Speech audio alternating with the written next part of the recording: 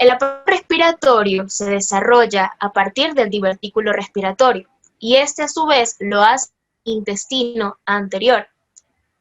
Bueno, del intestino anterior, que es una porción del intestino primitivo. Desarrollo y anomalías del aparato respiratorio. Siguiente.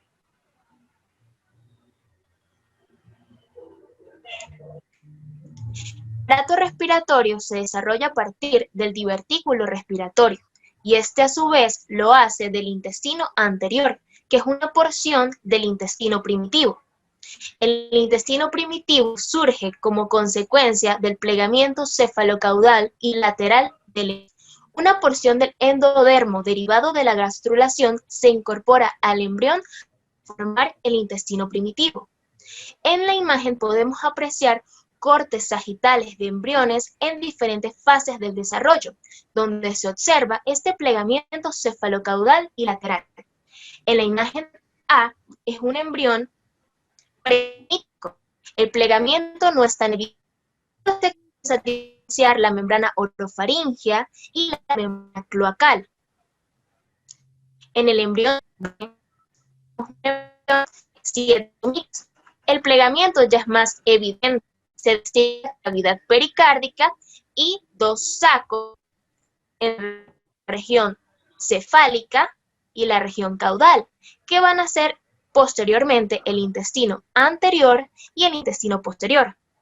En la imagen C tenemos un embrión de 14 somites. Se aprecia el tubo cardíaco y la membrana orofaringea y la membrana cloacal. Y en la imagen D es un embrión de, al finalizar el mes. Ya está conformado el intestino primitivo. Se distingue el y también el intestino medio. El alantoides y el saco vitelino quedan por fuera del embrión. Siguiente. Bueno, el intestino primitivo se divide en tres porciones. El intestino anterior, ubicado en la región cefálica, el intestino medio, ubicado en la región central, y el intestino posterior en la región caudal.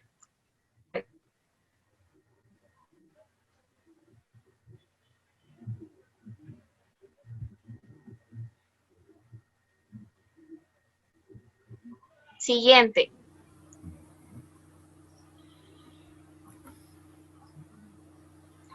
Bueno, en la imagen se aprecia mejor las divisiones. El intestino anterior se va a dividir en dos. El primero es el intestino faríngeo o faringe, que se extiende desde la membrana orofaringea hasta el divertículo respiratorio. Esta porción es en particular importante para el desarrollo de la cabeza y el cuello. El resto del intestino anterior se ubica caudal al divertículo respiratorio y se extiende hasta el esbozo hepático. El intestino medio va a tener una comunicación temporal con el saco vitelino a través del conducto onfalomesentérico o conducto vitelino.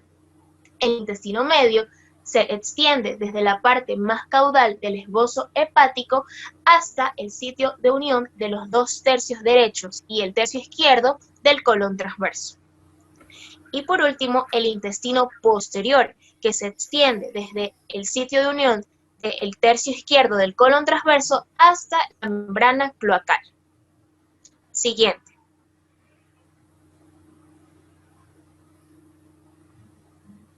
Bueno, teniendo claro esto, vamos a enfocarnos en el divertículo respiratorio, que me va a dar origen a las diferentes estructuras que conforman el aparato respiratorio: laringe, tráquea, bronquios y posterior los pulmones.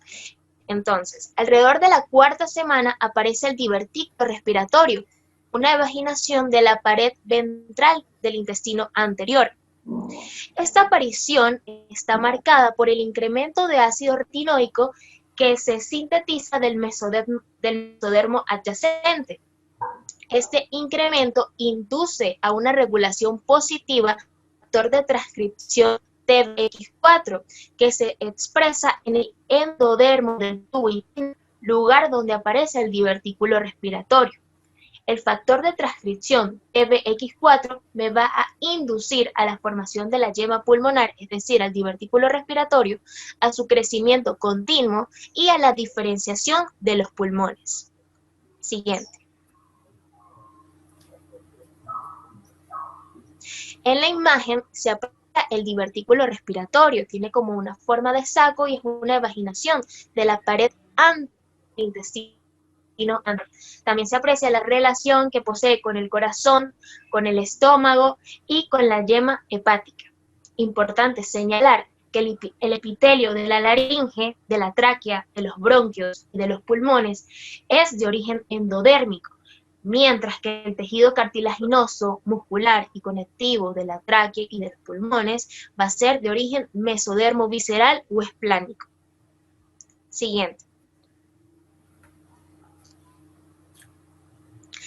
Las crestas traqueoesofágicas.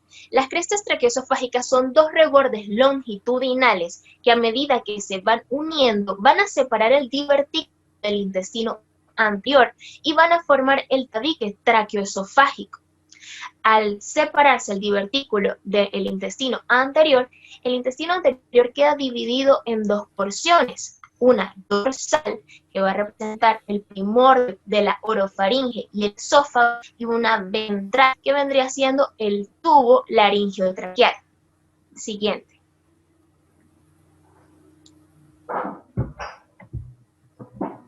En la imagen se puede observar cómo el divertículo, a medida que se va desarrollando de manera caudal, las crestas traqueoesofágicas se van uniendo para separarlo del intestino anterior y así formar dos estructuras, en la parte dorsal el esófago y en la parte ventral la tráquea. Se sigue desarrollando el divertículo y va a formar la tráquea, el aparato respiratorio va a estar comunicado con la faringe a través del orificio laríngeo. El divertículo respiratorio se sigue desarrollando y va a formar la tráquea y dos sáculos laterales, que son las yemas bronquiales primarias. Alrededor de la quinta semana, estas yemas van a dar origen a los bronquios primarios, derecho e izquierdo, y se van a seguir desarrollando sucesivamente.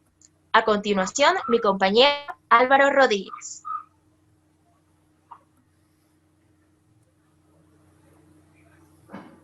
¿Me escuchan?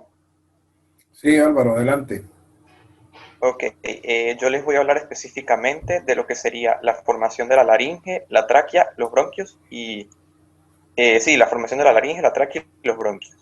Vamos con la laringe. El revestimiento interno de la laringe va a estar determinado gracias al endodermo, mientras que los cartílagos y músculos van a pertenecer a lo que sería el mesénquima de los arcos faringios, cuarto y sexto. Incluso la proliferación de este mesénquima va a permitir que el orificio laringio tenga un cambio que pase a ser de una hendidura sagital a una abertura en forma de T. Asimismo, de este mesénquima anteriormente mencionado, vamos a tener la formación de los cartílagos tiroides, cricoides y aritenoides que van a determinar la forma adulta del orificio laringio. Mientras estos cartílagos van desarrollando, el epitelio de la laringe va a experimentar como una proliferación que va a permitir cerrar su luz de forma transitoria. Más o menos a la 10ª semana de desarrollo tendremos lo que sería la recanalización, donde van a aparecer un par de nichos laterales que van a darse como los ventrículos laringios, y posteriormente estos ventrículos laringios van a estar como limitados por unos rebordes mucosos que van a derivar en los pliegues o cuerdas vocales y los pliegues vestibulares. Ya que la musculatura de la laringe deriva del mesénquima de los arcos faringios cuarto y sexto, la inervación va a estar dada por el nervio vago o nervio craneal número 10. Asimismo, los derivados del cuarto arco faringio van a estar inervados por el nervio laringio superior, mientras que los derivados del sexto arco faringio van a estar inervados por el nervio laringio recurrente. Y por último, la epiglotis. Recordemos que la epiglotis es un órgano que interviene en cerrar la abertura superior de la laringe en el momento de la deglución. La epiglotis va a nacer gracias a la porción caudal de la eminencia hipofaringia. Recordemos de que esta eminencia es un relieve que sale de los extremos ventrales del tercer y cuarto arcos faringios. Y la parte rostral de lo que sería esta eminencia vamos a tener lo que sería el tercio posterior de la lengua o porción faríngea. Incluso durante los 3 primeros años de vida postnatal encontraremos un crecimiento de lo que sería la lengua, esta zona, pues. Siguiente lámina, por favor. En estas 4 imágenes notamos una evolución. La letra A son de 4 semanas, la letra B simboliza las 5 semanas, la letra C las 6 semanas y la letra D la semana número 10. Como podemos notar, hay un cambio en lo que sería el orificio laringio. Como vemos, pasa a ser es como una abertura más pequeñita, pero después va agarrando esa forma de T. Y notamos la aparición de lo que sería la epiglotis. Siguiente lámina.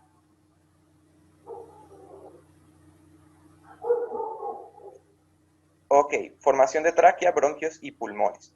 Recordemos de que la yema pulmonar o respiratoria se va a separar del intestino anterior y desde este punto vamos a tener la formación de la tráquea y las yemas bronquiales primarias. A la 5ª semana de estos bronquios principales vamos a tener derivados que son los bronquios secundarios.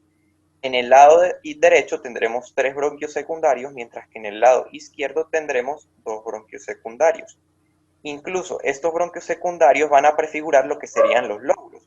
Por ejemplo, si notamos la imagen que está a la derecha de esta diapositiva, vemos que en la letra B están prefigurándose los lóbulos. Vemos 3 en el lado derecho y 2 en el lado izquierdo.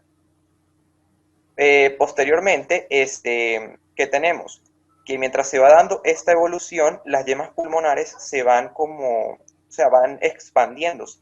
E incluso los canales pericardioperitoneales, que son estrechos al principio, se van a llenar gracias a las yemas pulmonares. Luego de la aparición de estos canales pericardioperitoneales, tendremos la formación de la cavidad pleural primitiva. ¿Cómo se va a dar eso?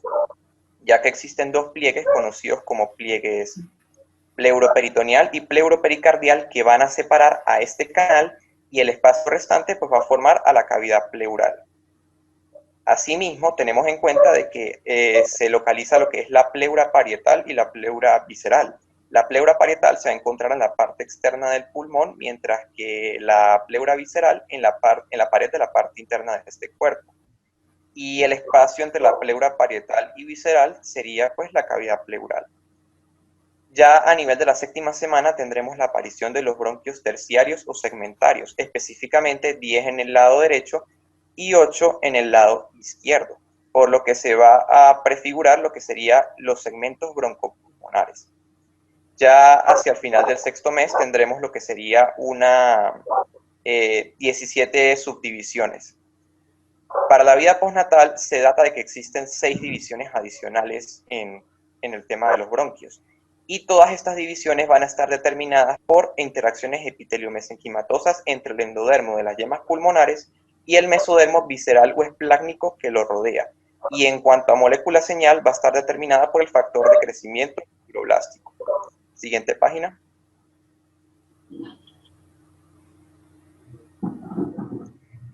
En la letra A tenemos una visión ventral, damos la pleura parietal y la pleura visceral, y entre esas 2 pleuras estaría la cavidad pleural. Se nota la faringe, la tráquea y las yemas pulmonares. En la letra B tenemos una sección transversal donde notamos el pliegue pleuropericardial, que ya lo mencioné, y la yema pulmonar. Y en la letra C notamos la expansión, las divisiones constantes que se dan entre los bronquios pulmonares. A continuación, mi compañero Luis Parra.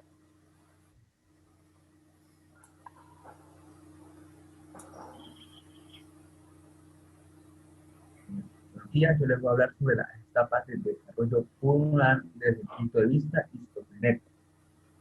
Hasta el 7º mes de ingesta, desde el 7º mes de desarrollo intrauterino se empieza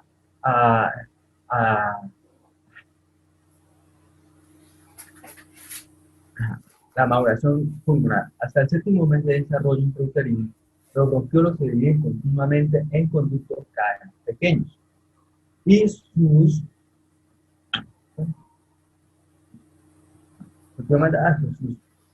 conductos cada vez más pequeños y se vascularizan de manera constante.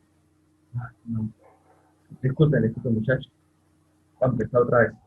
Es que ando un poquito nervioso. Maduración pulmonar. Hasta el séptimo mes de desarrollo intrauterino, los bronquiolos se dividen continuamente en pequeñas en conductos cada vez más pequeños y su vascularidad aumenta. La vascularización aumenta. Los bronquiolos respiratorios cúbicos son células que se ponen más planas y pequeñas y estas ayudan a la respiración. Y los nuestros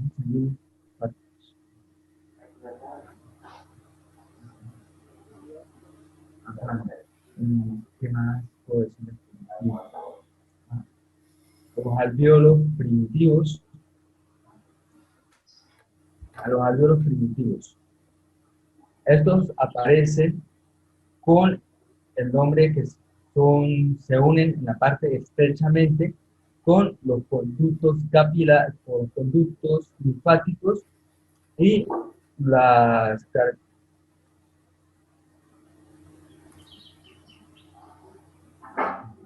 Si alguien quiere ayudar al compañero, lo puede hacer. Si alguien quiere ayudar al compañero, lo puede hacer. Sí, sí, adelante, joven, no se preocupe. Sí, sí, le escucho. Acuérdense que el seminario es una cuestión grupal, entonces traten de ayudarse mutuamente, ya que el compañero está un poquito nervioso para darle continuidad al seminario. Yo voy a complementar lo que dijo el doctor, nuestro compañero Luis, acerca de la maduración de los pulmones, ¿sí?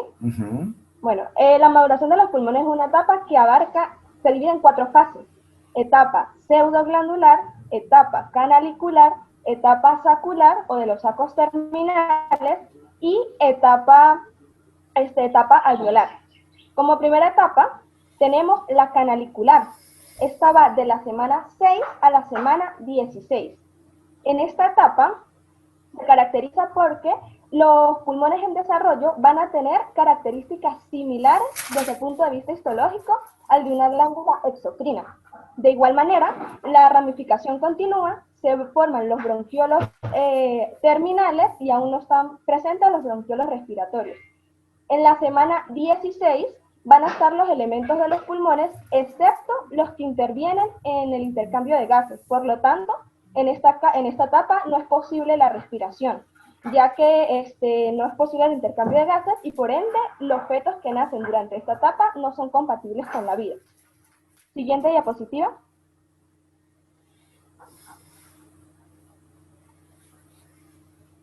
Siguiente diapositiva. Ok. De igual manera se caracteriza porque en la etapa canalicular es una etapa que va muy de la mano con la etapa pseudoglandular. En esta etapa se caracteriza porque el tejido pulmonar va a adquirir una rica vascularización. De igual manera, los bronquiolos terminales alrededor de la semana 24 se van a dividir en 2 a 3 bronquiolos respiratorios que van a dar lugar a 3 o a 6 conductos alveolares que tienen forma tubular. En esta etapa se caracteriza porque la respiración ya es posible, debido a que la cantidad de capilares circundantes, sanguíneos y linfáticos van a ser los idóneos para facilitar el intercambio de gases. Más que todo, la respiración es posible en las últimas fases de la etapa canalicular, lo que va a permitir que los fetos prematuros puedan sobrevivir. Según Moore, nos dice que deben estar bajo cuidados intensivos, debido a que su sistema respiratorio y demás aparatos no están del todo maduros. Tenemos luego lo que es la etapa sacular o de los sacos terminales, que abarca la semana 26. En esta etapa, los sacos alveolares aumentan de tamaño y en cantidad. El tejido va a estar constituido por 2 tipos de células: epiteliales alveolares tipo 1 y epiteliales alveolares tipo 2. En este caso, las células alveolares tipo 1 son las que van a permitir el intercambio de gases. Se caracterizan por ser células escamosas. Y las alveolares tipo 2 aparecen más que todo hacia el final del 6º mes. Son células redondas y secretoras intercaladas entre las escamosas y estas van a producir tensioactivo. o surfactante, que es un líquido rico en fosfolípido que va a evitar la elevada tensión superficial en la fase alveolo-aire. Siguiente diapositiva. Si quieres, me puedes dejar a mí continuar esta pedazo. Buscar. Ya más o menos estoy... Ok, está muy bien. Se me calma un poco. Ok. Ok. Voy a prender mi cámara.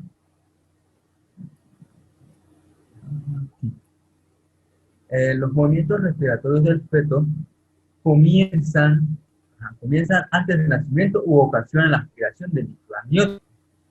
Y después del 6º mes aparece una nueva célula, que serían las células epiteliales tipo 2, que estas están encargadas en la producción del surfactante, que estas ayudan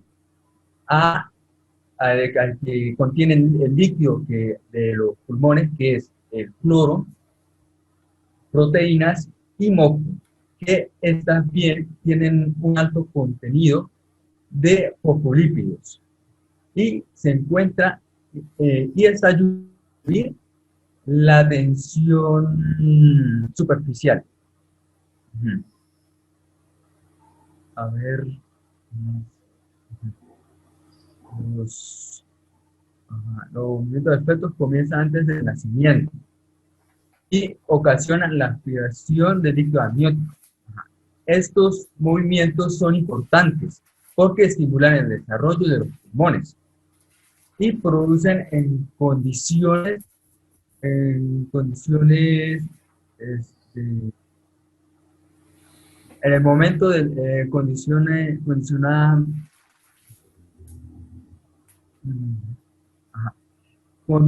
y ocasionan el condicionamiento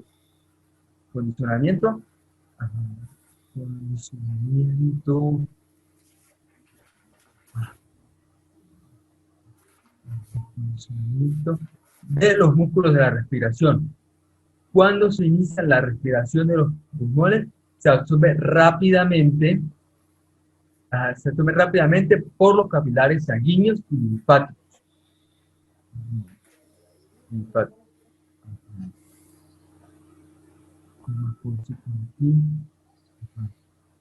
Cuando el líquido es reabsorbido de los sacos alveolares, el surfactante, cuando el líquido es reabsorbido en los sacos alveolares, el surfactante permanece depositado de una forma delgada en la capa de los fosfolípidos, sobre la membrana de las células alveolares.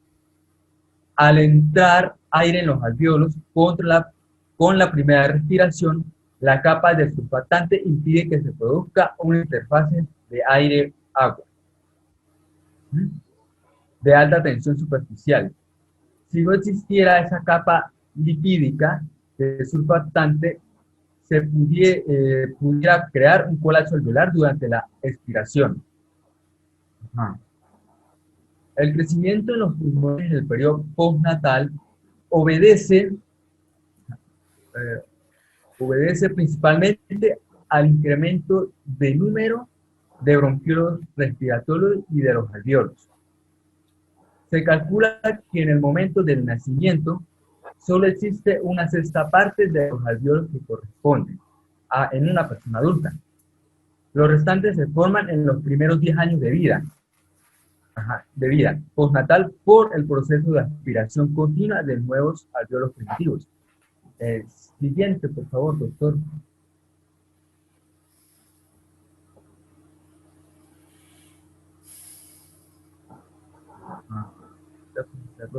Esta es la parte del tensioactivo. La presencia de sacos alveolares y el tensioactivo es suficiente para permitir la supervivencia de un recién nacido prematuro. Los recién nacidos prematuros lo poseen en pequeñas cantidades. El síndrome de dificultad respiratoria SDR y enfermedades de membranas hialinas, que es HM. Su falta genera comienza hacia la semana 20. Los recién nacidos prematuros poseen en pequeñas cantidades. Al cabo de la semana 26 a la 28, después de la fecundación, la presencia de sacos alveolares. El tensión activo es suficiente para permitir la supervivencia de un recién nacido prematuro.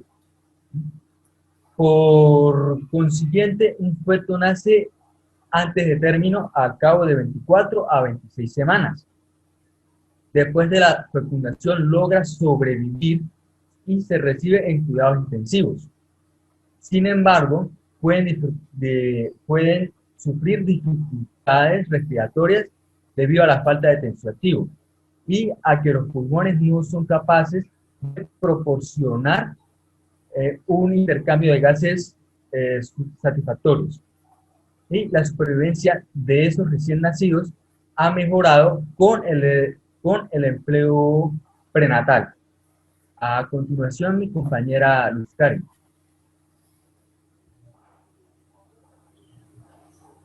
Ok, doctor.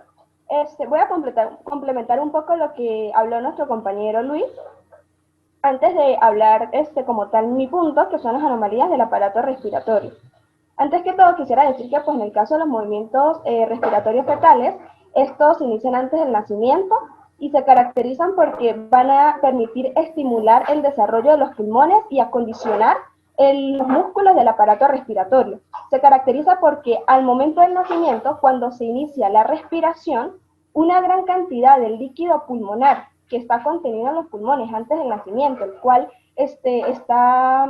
cuyos componentes vienen siendo tensioactivo, viene siendo una gran cantidad de proteínas, pocas proteínas y una gran cantidad de mucosa secretada por las glándulas bronquiales. En este caso, este tensioactivo va a aumentar en las 2 últimas semanas antes del nacimiento en los pulmones y va a ser absorbido por los capilares sanguíneos y linfáticos, mientras que una pequeña parte va a ser expulsada a través de la tráquea y los bronquios al momento del parto.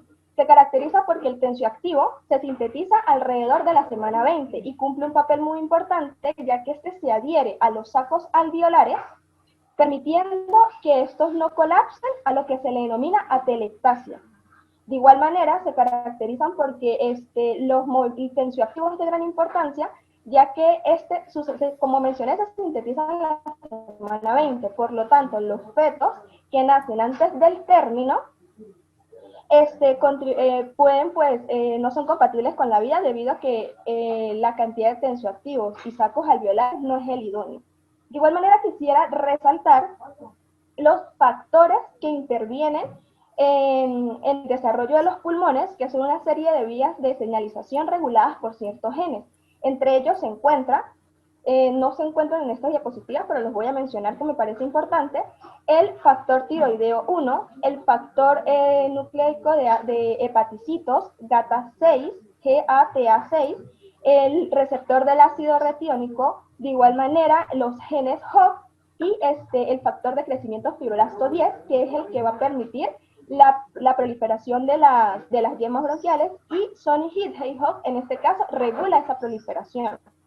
También se encuentra la vía WNTB7B, que es muy importante porque contribuye a la proliferación mesenquimática y también contribuye a permitir el desarrollo de la vascularización del tejido pulmonar.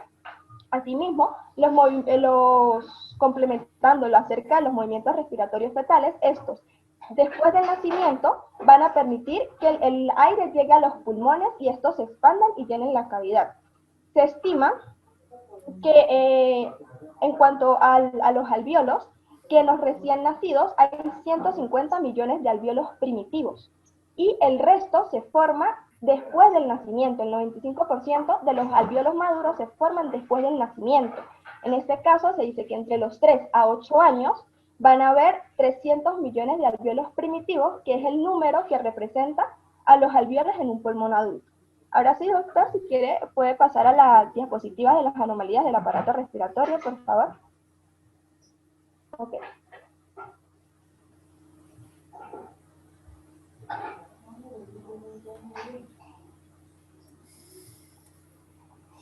Ok.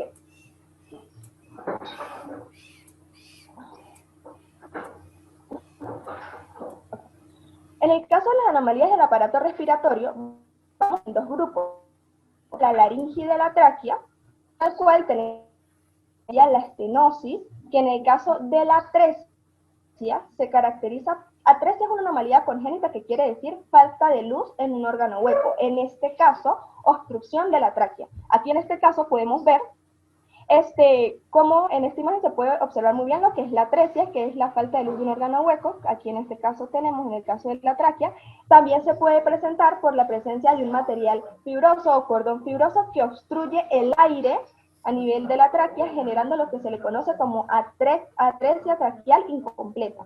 En el caso de la estenosis quiere decir disminución es una anomalía congénita que es disminución de luz en un órgano hueco, en este caso estrechamiento de la tráquea, como podemos ver en este caso, en la tráquea se hace un pequeño estrechamiento, como podemos ver aquí.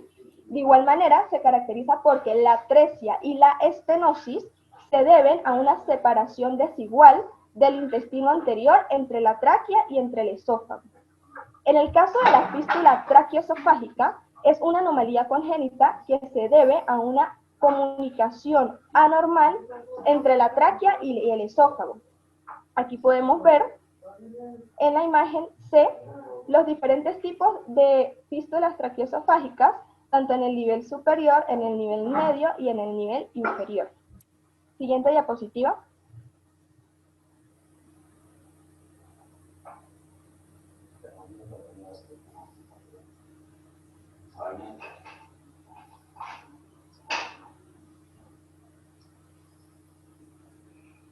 Okay. Tenemos como siguiente anomalía la hendidura laringotraqueoesofágica. La hendidura laringotraqueoesofágica es una comunicación posterior y anómala entre la laringe y entre la faringe que se proyecta hacia el esófago y hacia la tráquea. En este caso, la laringe y la porción craneal de la tráquea mantienen conexión con el esófago. En esta imagen podemos observar normalmente cómo es la disposición de la tráquea y la laringe con su epiglotis y los cartílagos, aritenoides, cricoides y esófago. En la siguiente imagen, acá hacia la derecha, podemos observar cómo es la hendidura traqueoesofágica, laringotraqueoesofágica, que es, como mencioné, la comunicación anómala entre estas estructuras. Y debajo de esta imagen podemos observar otros tipos de hendidura laringotraqueoesofágica, que está lo que es la supraglótica interaranoidea, la hendidura cricoidea parcial, la hendidura cricoidea total y la hendidura laringotraqueoesofágica, que es la que acabo de mencionar. Posterior a esto tenemos el divertículo traqueal.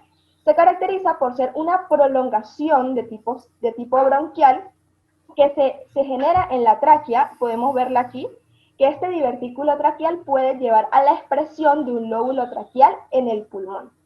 Siguiente diapositiva, por favor.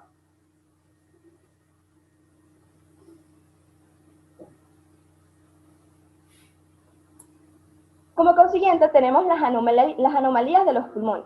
Entre las más importantes se menciona la agenesia pulmonar. La agenesia pulmonar es la falta de desarrollo de una yema pulmonar. En este caso, por lo general es unilateral, la cual es compatible con la vida. Podemos observar en esta parte cómo hace falta en una cavidad del cuerpo el desarrollo de la yema pulmonar. De igual manera, en esta imagen, que es una representación de rayos X, podemos evidenciar de igual manera la falta del pulmón. En el caso de la hipoplasia pulmonar, es la acusada reducción del volumen pulmonar y acompañado de atrofia a nivel del tejido arterial. En este caso podemos observar cómo uno de los pulmones se encuentra en acusada reducción a comparación del otro. Y en esta imagen también podemos evidenciarlo con mayor facilidad. Posterior a eso tenemos el lóbulo de la vena asigo. Esta es una anomalía que se genera en el pulmón derecho. Se debe a que el bronquio apical crece en sentido craneal, siguiendo una porción medial al callado de la vena asigo. Luego tenemos el pulmón accesorio. El pulmón accesorio se genera en el pulmón izquierdo, también se le denomina secuestro pulmonar. Se debe a la presencia de un pulmón accesorio en la base del pulmón izquierdo y se caracteriza por ser de origen sistémico. Y por último, pero una de las más importantes, el síndrome de la dificultad respiratoria, que se debe a la disminución de tensioactivo debido a la falta de desarrollo de las células alveolares tipo 2, que recordemos que estas son las que se generan en la etapa sacular, en la etapa sacular, que son las que permiten la producción de este tensioactivo, que como se mencionó, el tensioactivo es el que evita la elevada tensión superficial en la fase alveolo-aire. El síndrome de dificultad respiratoria afecta el 25% de los recién nacidos, predominando en los fetos prematuros. Normalmente estos fetos nacen con dificultad respiratoria y con fatiga, y es importante resaltar que este síndrome es tratado con glucocorticosteroides, el cual se aplica en la gestación para acelerar el desarrollo de los pulmones y de igual manera la producción de tensioactivo. Siguiente diapositiva.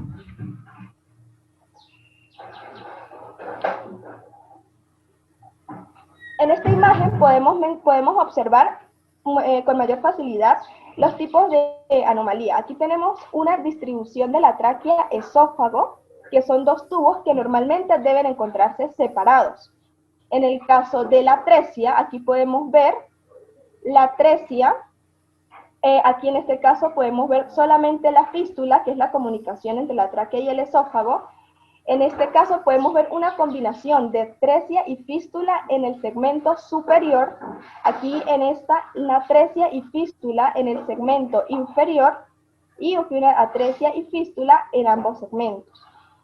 Inferior a esto podemos observar las anomalías de los pulmones. Como mencioné, la agenesia pulmonar, que es la falta de desarrollo de una yema pulmonar. En este caso podemos observarlas señaladas por la flechita amarilla, y en el agenesia pulmonar, y en el caso de la hipoplasia pulmonar, que es la disminución del volumen pulmonar, la acusada reducción, como podemos observar en ambas imágenes. Muchas gracias, doctor, por atendernos, y de verdad espero que pues haya sido de su agrado.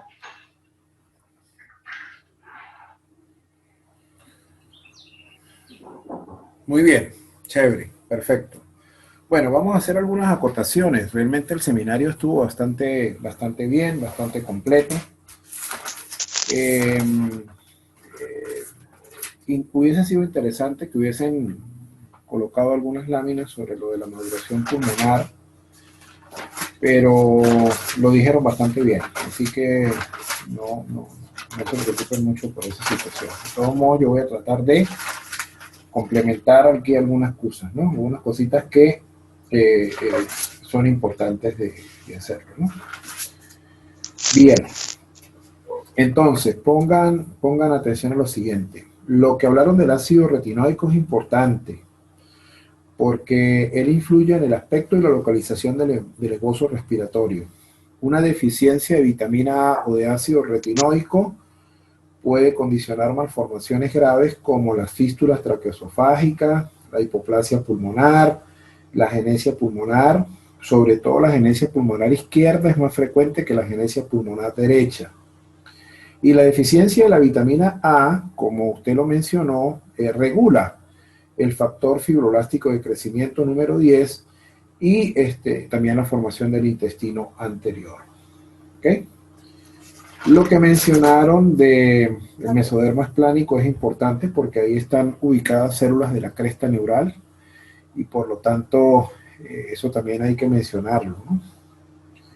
Bien. En cuanto a la tráquea, bronquios y pulmones, ¿no? Ellos, como ustedes los explicaron, derivan del intestino anterior a nivel de la cuarta bolsa faríngea y, exacto, interviene el factor TBX4 que determina la presencia de un surco que sigue el esbozo endodérmico del intestino anterior, ¿ok? Para que se produzca el surco laringotraqueal que crece inmerso en el mesénquima esplénico. Eso es bastante importante. Bueno. Después del nacimiento, hay una cosa interesante que tienen que entender, ¿no? En el mesénquima circundante es donde se van a formar los primordios de los segmentos broncopulmonares, que eso más o menos se produce a las 24 semanas. Es decir, la situación comienza a la 6ª semana con la formación de unos bronquios principales que evidentemente son asimétricos. lo explicaron bien, el derecho y el izquierdo. Sin embargo, en el derecho hay uno superior y uno inferior, pero es del inferior que se divide en dos. No es que van a salir tres desde el inicio. En el derecho hay un superior y un inferior como en el izquierdo, solo que en el lado derecho del brote inferior del bronquio secundario es donde se van a subdividir en dos, y entonces por eso es que se producen tres lóbulos. Después de la séptima semana, esos bronquios secundarios se subdividen en broncos terciarios y segmentarios, que son aproximadamente 10 derechos y 8 o 9 izquierdos, que ustedes lo dijeron muy bien. Y en el mesénquima circundante, que es donde ya empieza el mesodermo esplénico a hacer su función, entonces ya empiezan a ver los primordios, evidentemente, de los segmentos broncopulmonares a las 24 semanas, y se producen 17 generaciones de ramas bronquiales y bronquios respiratorios. Después del nacimiento se sigue duplicando y se producen 7 generaciones más de ramas bronquiales, y más o menos es el desarrollo broncopulmonar termina entre los 8 y 10 años de edad. ¿Ok? El patrón, hay dos cosas importantes que hay que diferenciar. Uno es el patrón de ramificación, y el otro es el patrón de desarrollo del pulmón. En el caso del patrón de ramificación, es regulado por el mesodermo esplénico que rodea al endodermo, interviene el factor de crecimiento fibroelástico 10 e interviene un proto-oncógen NMIC. Ese patrón es un patrón combinado por la expresión de varios genes, y tú los mencionaste, los OX3, 4 y 5 y los OXB 3 a 6. Esos OXB de 3 a 6 son los que están encargados de la especificación regional de las vías respiratorias. ¿Ok? Bien. Ahora, en el caso de la tráquea, estamos hablando de un epitelio pseudoestratificado cilíndrico ciliado que se alterna con células caliciformes y basales. Pero, a medida que la tráquea va descendiendo, ese epitelio va cambiando. Entonces, inicialmente, caudalmente, ese epitelio se va a transformar en un epitelio ciliado simple, un epitelio columnar, un epitelio cúbico, células bronquiales no ciliadas que se llaman células claras, que son secretoras, que están a nivel de los bronquios terminales, a nivel de los bronquiolos respiratorios un epitelio cúbico, y a nivel de los sacos alveolares van a aparecer las células que se llaman neumocitos 1, que son epiteliales escamosas, y los neumocitos 2, que son epiteliales cúbicas, que sobre eso vamos a hablar un poquito más adelante. ¿Okay? En el caso de los pulmones, tienen que entender que hay una diferencia muy interesante en esto. En la tráquea tenemos lámina propia, submucosa, músculo liso y cartílago hialino. Pero ese cartílago hialino en la tráquea está incompleto, porque en la parte posterior tiene entre los anillos del cartílago hialino hay unas fibras musculares que son de músculo liso. Pero en los bronquiolos terminales no hay cartílago, solo hay estroma pulmonar, células endoteliales, intersticiales, macrófagos, pero sí hay fibras importantes de colágeno, elastina y reticulina. Bien. Vamos a ver aquí lo que yo les estaba explicando ahorita. Los genes involucrados en el desarrollo del pulmón son los genes OXA5 o XB3, 4, 5 y 6. Porque ahí depende mucho la plasticidad del epitelio. Y por eso es que una cosa es la ramificación bronquial y otra cosa es el desarrollo del pulmón, para no mezclar las dos cosas que no sean, que se piensen que sean iguales, ¿no? La diferencia morfológica de los pulmones derecho e izquierdo está regulada por unos genes, que son muchos. Por ejemplo, el factor de crecimiento fibroelástico beta, el LEFT1, el LEFT2, el gen nodal y el PIX2. Esto es un poquito importante porque puede aparecer una pregunta donde diga en la diferencia morfológica de los pulmones qué factores influyen en términos generales. Ahora sí vamos a hablar un poquito sobre, ese sí es un tema importante, y aquí nos vamos a demorar un poquitico sobre lo de la maduración pulmonar. Las etapas están perfectas y están muy bien que los hayan dicho. Lo único que tenían que haber hecho 1 o 2 laminitas, al menos para comparar las etapas pseudoglandular, canalicular, sacular y alveolar. Pero yo se las voy a resumir. Entonces, en la etapa pseudoglandular, que ocurre entre las semanas 5 y 16, ¿qué es lo más importante? Bueno, se llevan a cabo más o menos de 12 a 13 divisiones en las vías aéreas. Participa ese factor nuclear homólogo 4 del hepatocito que tú lo mencionaste, por lo tanto está muy bien. Se caracteriza por la presencia de túbulos respiratorios cubiertos internamente de epitelio columnar de origen endodérmico. Los túbulos están rodeados de tejido mesenquemático y se originan formaciones de vasos sanguíneos paralelos a los conductos aéreos, y la proliferación mesenquemática está relacionada con el gen Sony-GDJ. En la etapa canalicular, entonces ya comprende desde las 16 a las 27 semanas.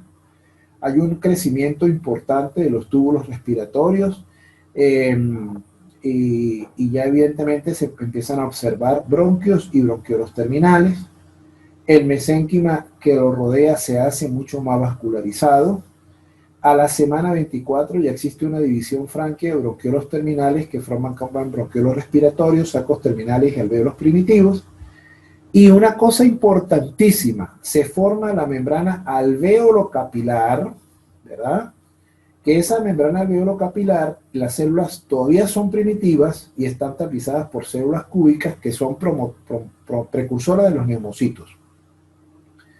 Y se inicia en esa etapa la producción del surfactante pulmonar. También se dice que en esta etapa se pasa de un pulmón incompatible con la vida a uno potencialmente viable. Y aquí interviene nuevamente el factor de transcripción nuclear homólogo del hepatocito, los factores de transcripción estiroideos y el factor nuclear 3-alfa del hepatocito. Entonces, si yo les pregunto, ¿en qué etapa de la maduración pulmonar ya se puede hablar de un pulmón potencialmente viable? En la etapa canalicular. ¿Cuándo aparecen los primeros, los neumocitos en términos general? En la etapa canalicular. Por ejemplo, entonces esos son los detalles que yo quiero que se refuercen. En la etapa sacular, ¿ok? También llamada de saco terminal, ya corresponde desde la semana 26 al término, y aquí ya se diferencia ese neumocito único en dos tipos de neumocito. Primero aparece el neumocito 2 y luego aparece el neumocito 1. Tengan cuidado con eso. Primero se diferencia el neumocito 2 y segundo se diferencia el neumocito 1. ¿Y de dónde vienen esos neumocitos? Vienen de unas células cúbicas que se llaman neumocitos en términos generales. Los neumocitos 2 son los que van a producir el surfactante pulmonar. Pero ese surfactante pulmonar, ¿dónde está? En el aparato de Golgi del neumocito 2 y se produce en forma de láminas que se llaman cuerpos lamelares. No se les olvide eso. Y los cuerpos lamelares son los que tienen la sustancia tensoactiva que después segregan a la luz del bronquiolo y del alvéolo para que tapice y se produzca lo que se llama la tensión tensoactiva para evitar el colapso. Y esos son fosfolípidos representados como lecitina y esfingomielina, ¿ok? Y el neumocito 2 solamente participa en el desarrollo de la membrana alvéolo capilar. Entonces, ¿qué es la membrana alvéolo capilar? Entonces, la membrana alvéolo capilar está formada por el neumocito 1, ¿verdad? Que forma parte del epitelio alveolar, la lámina basal del alvéolo, el intersticio, la lámina basal del capilar y la célula endotelial. Esas 5 estructuras forman la membrana alvéolo capilar. ¿De acuerdo? Bien. Porque estas son cosas que tienen que aprendérselas porque esto es importantísimo, ¿ok? Lo que ustedes dijeron está muy bien, acuérdense que esto lo que estamos haciendo es complementar. En la etapa alveolar es la que se llama etapa postnatal y ocurre la formación de las bolsas alveolares o los alvéolos definitivos. Esta etapa se extiende por años, por muchísimos años, ¿ok? Evidentemente los alvéolos pues siguen revestidos de neumocitos tipo 2 y neumocitos tipo 1 y se dice que la etapa alveolar es la unidad estructural básica del pulmón en la etapa alveolar se caracteriza porque aparece la unidad estructural básica del pulmón, que está representada por los lobulillos pulmonares. Y esos lobulillos pulmonares están formados por el bronquiolo respiratorio, el conducto alveolar y el saco alveolar. Esto también puede ser una pregunta del examen, igual que cómo está formada la membrana alveolo-capilar. Bueno, vamos a ver aquí. Entonces, también existe otra estructura que se llama tabique interalveolar, que ya es más propio del alvéolo, ya no forma parte de la membrana, pero sí es más propio del alvéolo, que es lo que permite la separación de un alvéolo a otro y está formado por el neumocito tipo 1, el neumocito tipo 2, las células endoteliales y las células intersticiales y los vasos sanguíneos, evidentemente. El alvéolo mide aproximadamente 0.3 milímetros al nacer. Hay aproximadamente de 20 a 50 millones de ellos al nacer, pero en la vida adulta hay de 300 a 800 millones, eso los mencionaron ustedes, lo que pasa es que ustedes se quedaron con el número bajo de 300 millones.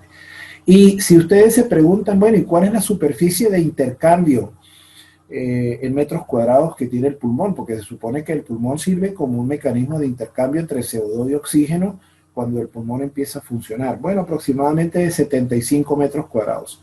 Háganse cuenta, una habitación de 10 metros de largo por 7.5 metros de ancho y extiendan el pulmón ahí y se dan cuenta que esa es la superficie de intercambio gaseoso del pulmón.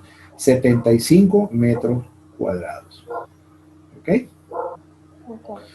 Bien,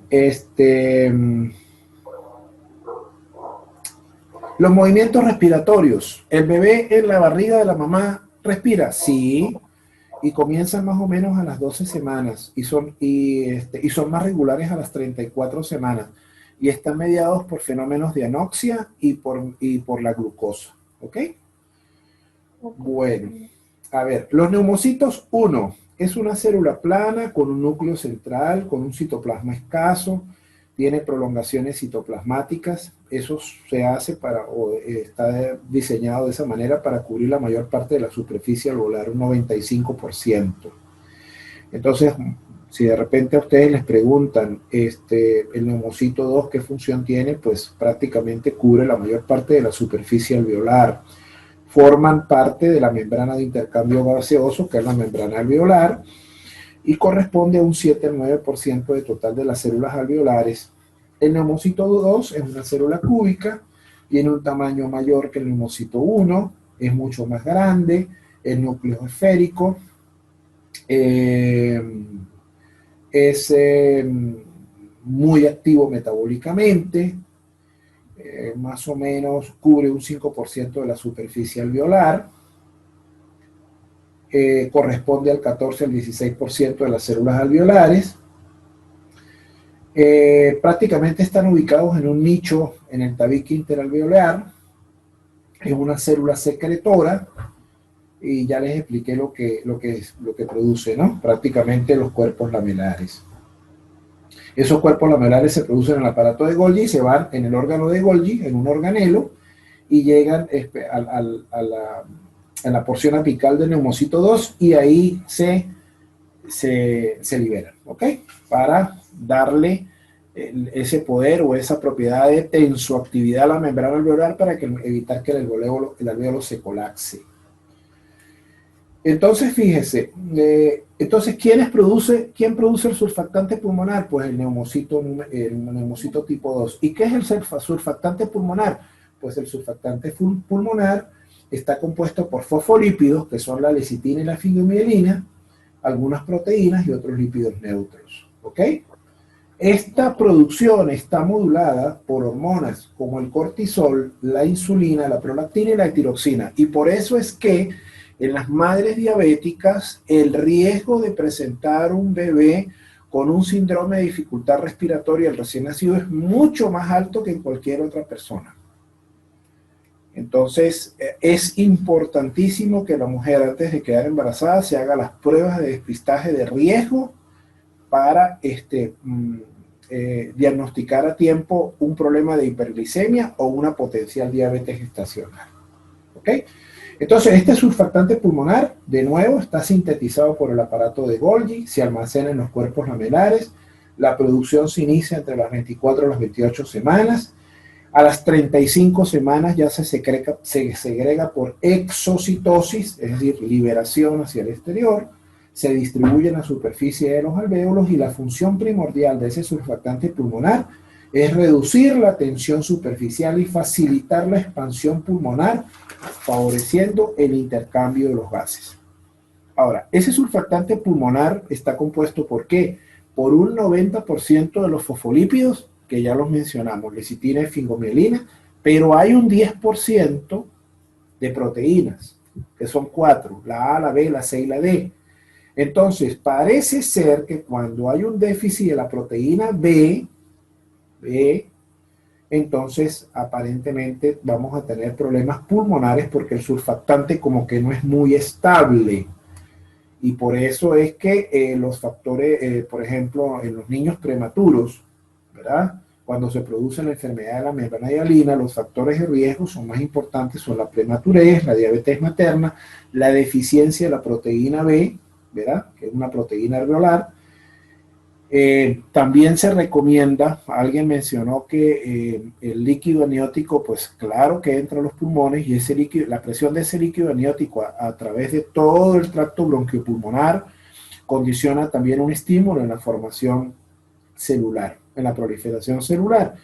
Y por eso es que siempre se recomienda el parto. El parto es una situación fisiológica y de estrés que permite que con las contracciones uterinas y esa hipoxia, el bebé trate de liberar la mayor cantidad de líquido residual en los pulmones y por lo tanto siempre los niños productos de un trabajo de parto van a tener menos riesgo de tener un problema respiratorio que un bebé obtenido a través de la cesárea.